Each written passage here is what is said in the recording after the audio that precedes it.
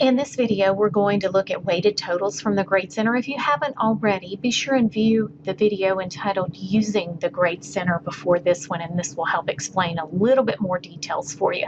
So we go to Course Management, click on our Grade Center, click on the full Grade Center, and it comes up and you can see the information about the different assignments. One thing I like to do is go to Manage and go to Column Organization. When you do this, you can go in, if you don't want to see the student's ID, you can go in and you can hide this, and you won't see that if you want to have fewer things in your grade book. Now, as far as why I would open this, a couple of reasons. I like to look before I do the weighted totals, the categories, to make sure I have everything divided out the way that I should so that the weighted totals will work.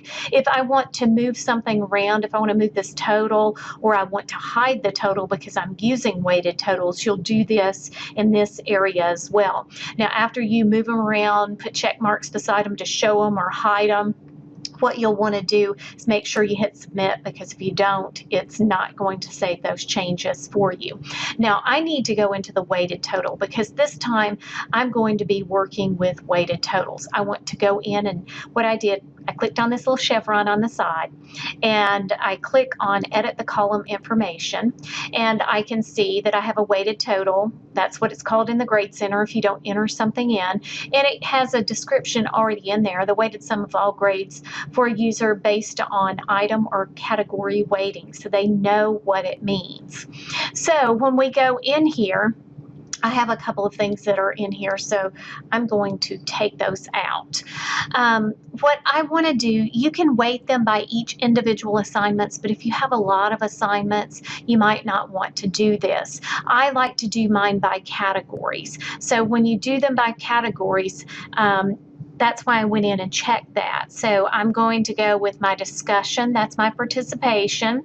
I want to go in and I have assignments that I want to weight. And I also had a test that I wanted to weight. And that gives me everything, because assignments, I had the paper, and assignment number 3 is categorized as an assignment. And I had my test as one. And then I had the discussion as my participation. So I want participation in the course to be 20%, and I want them weighted equally, each thing in there. You can drop grades from in here. You can tell it a lot of different information. Just read through it and figure out if you want to do some of that. I want my test at 50%.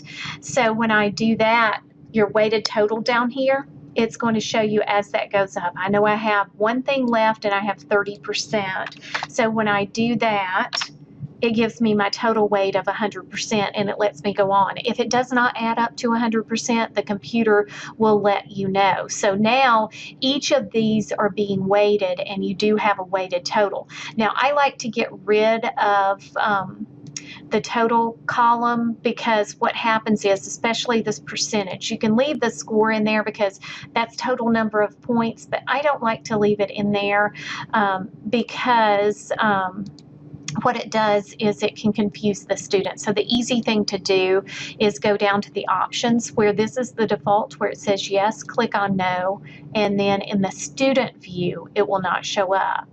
Now, that's what that little line right there tells you, that the students don't see that, but I like to leave it in there because it tells me if I have all of my points calculated into the area. So I just leave it in just for a double check on my system. But that's the easy way to do weighted totals. If you have any trouble with this, be sure and let me know and I can help you out.